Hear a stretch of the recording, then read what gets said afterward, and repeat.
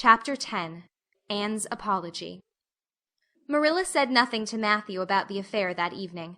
But when Anne proved still refractory the next morning, an explanation had to be made to account for her absence from the breakfast table. Marilla told Matthew the whole story, taking pains to impress him with a due sense of the enormity of Anne's behavior. "It's a good thing Rachel Lynde got a calling down. She's a meddlesome old gossip," was Matthew's consolatory rejoinder. "Matthew Cuthbert, I'm astonished at you. You know that Anne's behavior was dreadful, and yet you take her part. I suppose you'll be saying next thing that she oughtn't to be punished at all." "Well, now, no, not exactly," said Matthew uneasily. "I reckon she ought to be punished a little, but don't be too hard on her, Marilla. Recollect she hasn't ever had anyone to teach her right. You're going to give her something to eat, aren't you?" "When did you ever hear of me starving people into good behavior?" demanded Marilla indignantly. "She'll have her meals regular, and I'll carry them up to her myself. But she'll stay up there until she's willing to apologize to Mrs. Lynde, and that's final, Matthew." Breakfast, dinner, and supper were very silent meals, for Anne still remained obdurate. After each meal Marilla carried a well-filled tray to the east gable and brought it down later on, not noticeably depleted. Matthew eyed its last descent with a troubled eye. Had Anne eaten anything at all? When Marilla went out that evening to bring the cows from the back pasture, Matthew, who had been hanging about the barns and watching, slipped into the house with the air of a burglar and crept upstairs. As a general thing, Matthew gravitated between the kitchen and the little bedroom off the hall where he slept. Once in a while he ventured uncomfortably into the parlor or sitting-room when the minister came to tea. But he had never been upstairs in his own house since the spring he helped Marilla paper the spare bedroom, and that was 4 years ago. He tiptoed along the hall and stood for several minutes outside the door of the east gable before he summoned courage to tap on it with his fingers and then open the door to peep in.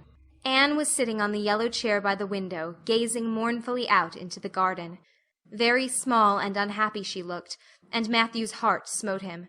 He softly closed the door and tiptoed over to her. "Anne," he whispered, as if afraid of being overheard. "how are you making it, Anne?"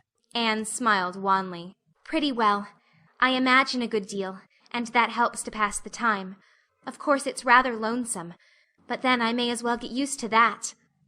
Anne smiled again, bravely facing the long years of solitary imprisonment before her. Matthew recollected that he must say what he had come to say without loss of time, lest Marilla return prematurely. "Well now, Anne, don't you think you'd better do it and have it over with?" he whispered. "It'll have to be done sooner or later, you know, for Marilla's a dreadful determined woman. Dreadful determined, Anne. Do it right off, I say, and have it over." "Do you mean apologize to Mrs. Lynde?"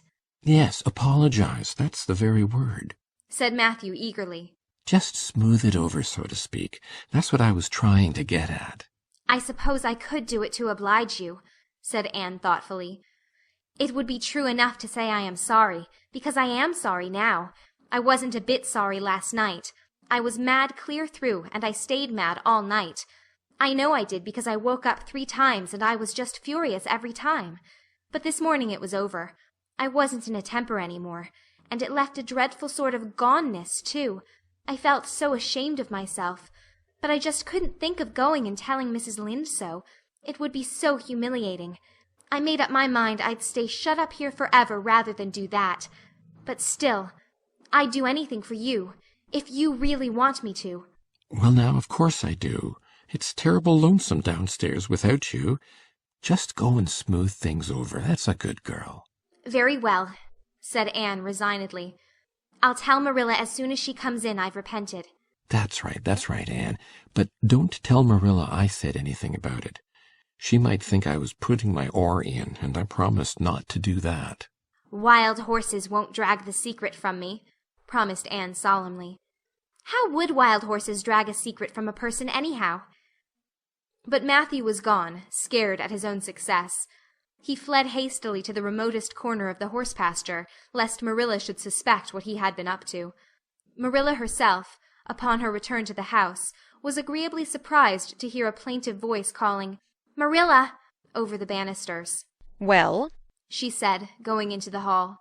"I'm sorry I lost my temper and said rude things, and I'm willing to go and tell Mrs. Lynde so." Very well. Marilla's crispness gave no sign of her relief. She had been wondering what under the canopy she should do if Anne did not give in. I'll take you down after milking. Accordingly, after milking, behold Marilla and Anne walking down the lane, the former erect and triumphant, the latter drooping and dejected. But halfway down Anne's dejection vanished as if by enchantment. She lifted her head and stepped lightly along, her eyes fixed on the sunset sky and an air of subdued exhilaration about her. Marilla beheld the change disapprovingly. This was no meek penitent, such as it behooved her to take into the presence of the offended Mrs. Lynde. What are you thinking of, Anne? She asked sharply. I'm imagining out what I must say to Mrs. Lynde, answered Anne dreamily. This was satisfactory, or should have been so, but Marilla could not rid herself of the notion that something in her scheme of punishment was going askew. Anne had no business to look so rapt and radiant. Rapt and radiant Anne continued until they were in the very presence of Mrs. Lynde, who was sitting knitting by her kitchen window. Then the radiance vanished. Mournful penitence appeared on every feature. Before a word was spoken, Anne suddenly went down on her knees before the astonished Mrs. Rachel, and held out her hands beseechingly. "Oh, Mrs. Lynde, I am so extremely sorry," she said with a quiver in her voice. "I could never express all my sorrow. No, not if I used up a whole dictionary. You must just imagine it. I behaved terribly to you, and I've disgraced the dear friends, Matthew and Marilla, who have let me stay at Green Gables although I'm not a boy. I'm a dreadfully wicked and ungrateful girl, and I deserve to be punished and cast out by respectable people forever. It was very wicked of me to fly into a temper because you told me the truth.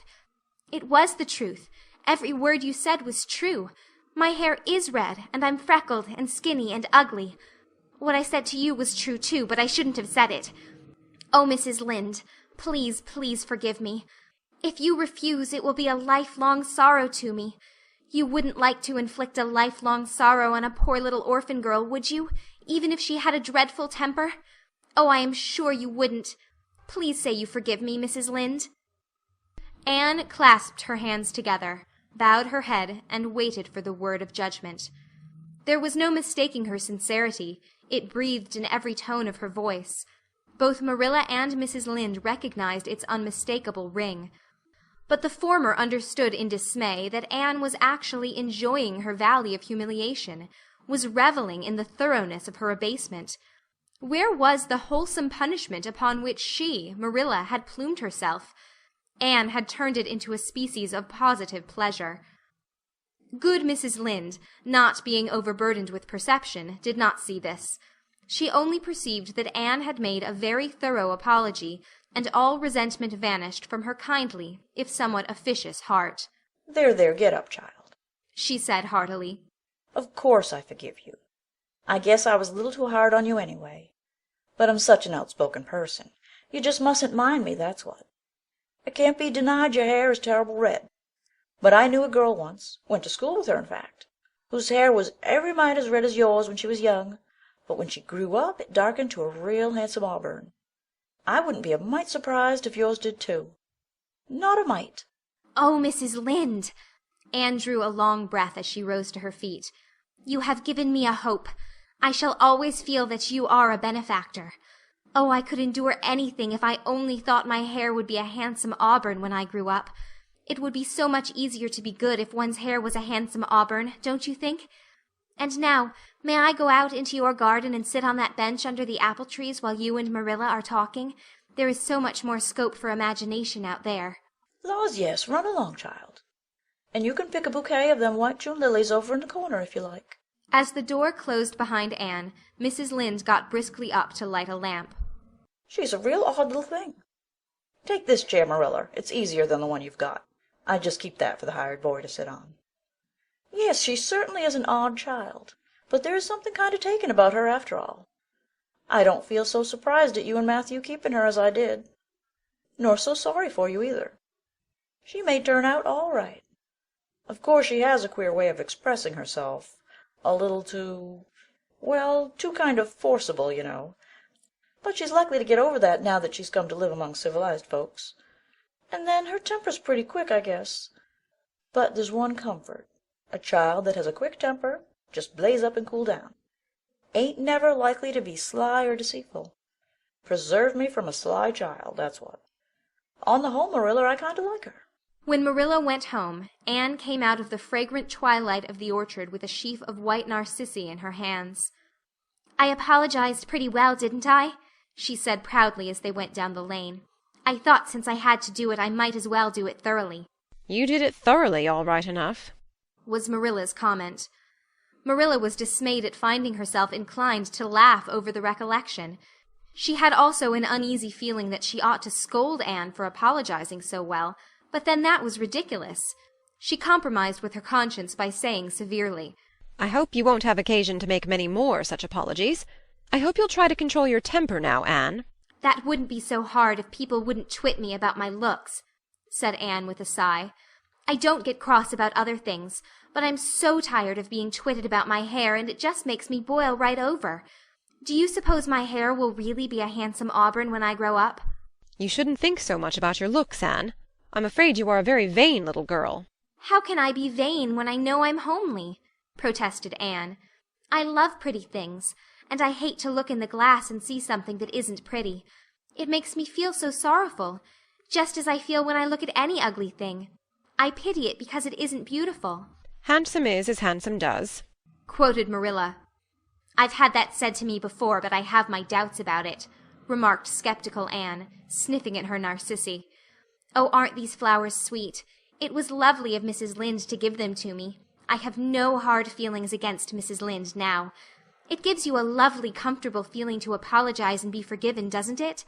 Aren't the stars bright tonight? If you could live in a star, which one would you pick? I'd like that lovely, clear, big one away over there above that dark hill." "Anne, do hold your tongue," said Marilla, thoroughly worn out trying to follow the gyrations of Anne's thoughts. Anne said no more until they turned into their own lane. A little gypsy wind came down it to meet them, laden with the spicy perfume of young, dew-wet ferns. Far up in the shadows a cheerful light gleamed out through the trees from the kitchen at Green Gables. Anne suddenly came close to Marilla and slipped her hand into the older woman's hard palm. "It's lovely to be going home and know it's home," she said. "I love Green Gables already, and I never loved any place before. No place ever seemed like home. Oh, Marilla, I'm so happy. I could pray right now and not find it a bit hard." Something warm and pleasant welled up in Marilla's heart at touch of that thin little hand in her own. A throb of the maternity she had missed, perhaps. Its very unaccustomedness and sweetness disturbed her. She hastened to restore her sensations to their normal calm by inculcating a moral. "If you'll be a good girl, you'll always be happy, Anne. And you should never find it hard to say your prayers." "Saying one's prayers isn't exactly the same thing as praying," said Anne meditatively. "But I'm going to imagine that I'm the wind that is blowing up there in those tree-tops. When I get tired of the trees, I'll imagine I'm gently waving down here in the ferns.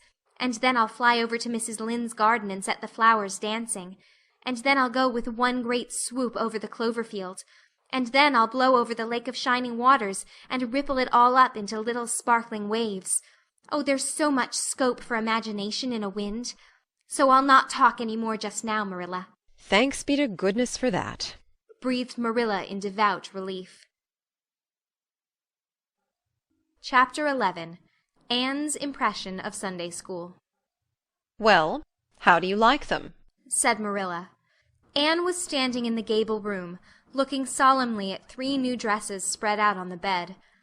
One was of snuffy-colored gingham which Marilla had been tempted to buy from a peddler the preceding summer because it looked so serviceable. One was of black and white checkered sateen which she had picked up at a bargain counter in the winter, and one was a stiff print of an ugly blue shade which she had purchased that week at a Carmody store. She had made them up herself, and they were all made alike, plain skirts fulled tightly to plain waists, with sleeves as plain as waist and skirt and tight as sleeves could be. "I'll imagine that I like them," said Anne soberly. "I don't want you to imagine it," said Marilla, offended. "Oh, I can see you don't like the dresses. What is the matter with them? Aren't they neat and clean and new?" "Yes." "Then why don't you like them?" They're not pretty," said Anne reluctantly. "Pretty?" Marilla sniffed.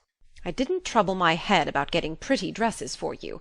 I don't believe in pampering vanity, Anne, I'll tell you that right off. Those dresses are good, sensible, serviceable dresses, without any frills or furbelows about them, and they're all you'll get this summer. The brown gingham and the blue print will do you for school when you begin to go. The sateen is for church and Sunday school. I'll expect you to keep them neat and clean, and not to tear them. I should think you'd be grateful to get most anything after those skimpy, wincey things you've been wearing.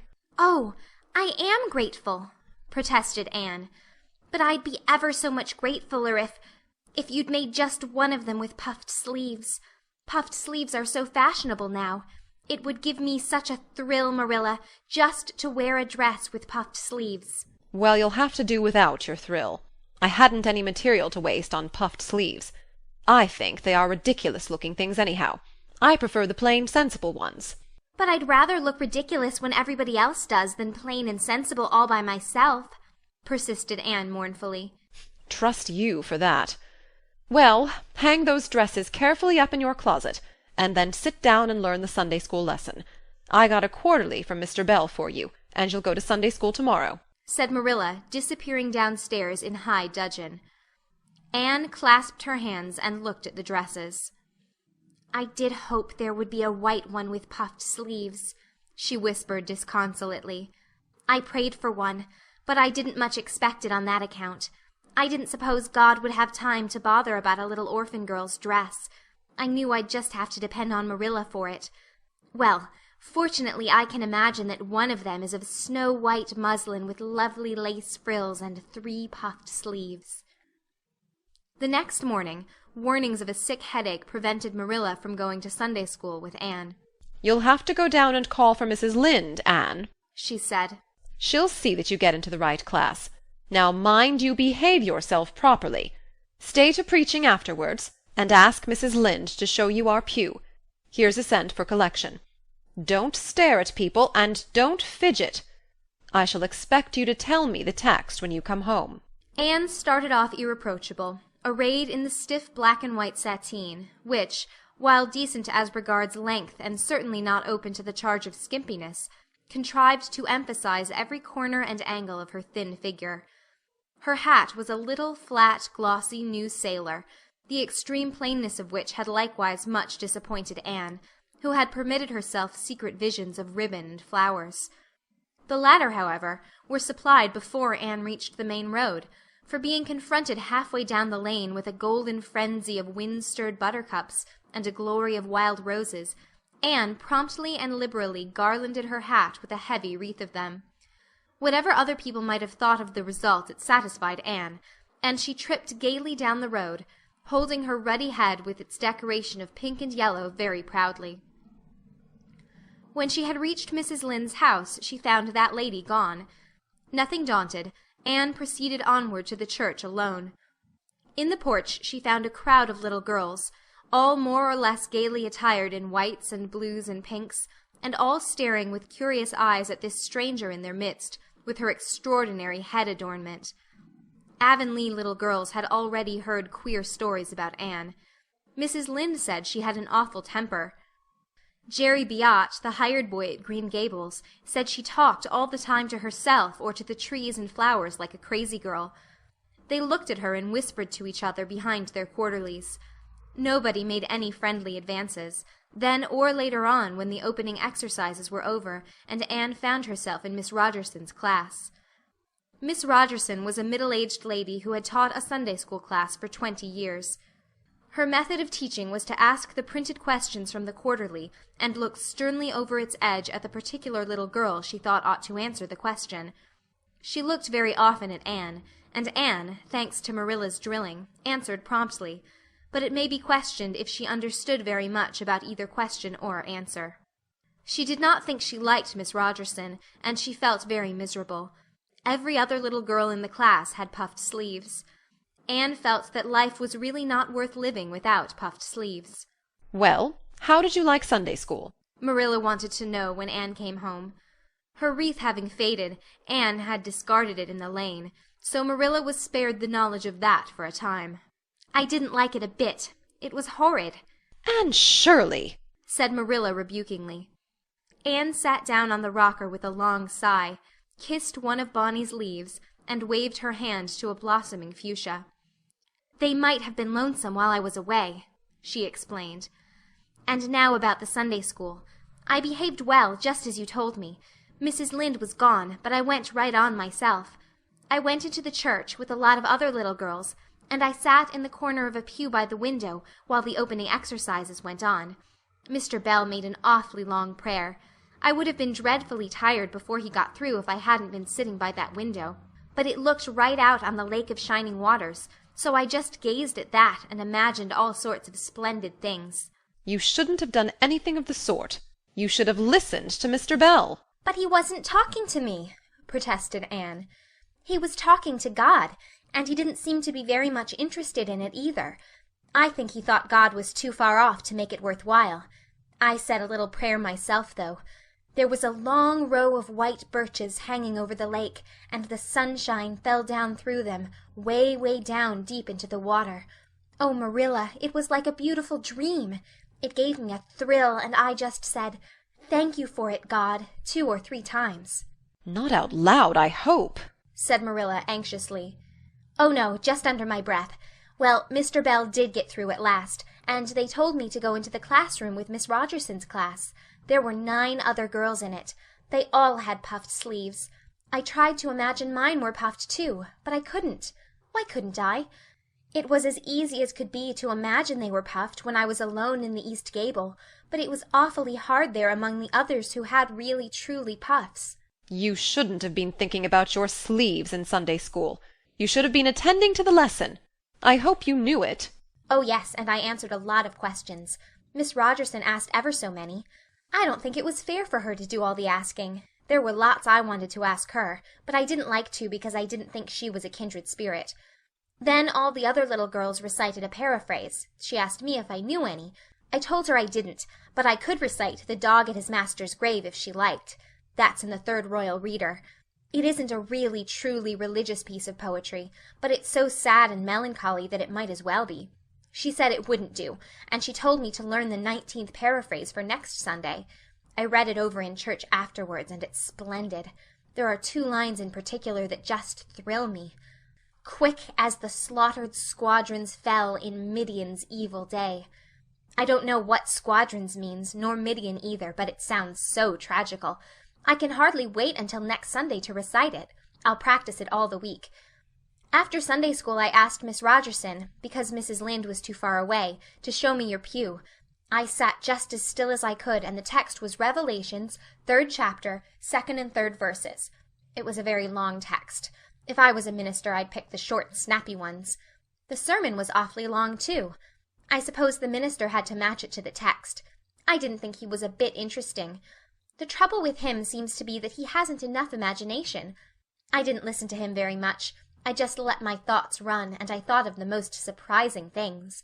Marilla felt helplessly that all this should be sternly reproved, but she was hampered by the undeniable fact that some of the things Anne had said, especially about the minister's sermons and Mr. Bell's prayers, were what she herself had really thought deep down in her heart for years, but had never given expression to. It almost seemed to her that those secret, unuttered, critical thoughts had suddenly taken visible and accusing shape and form in the person of this outspoken morsel of neglected humanity.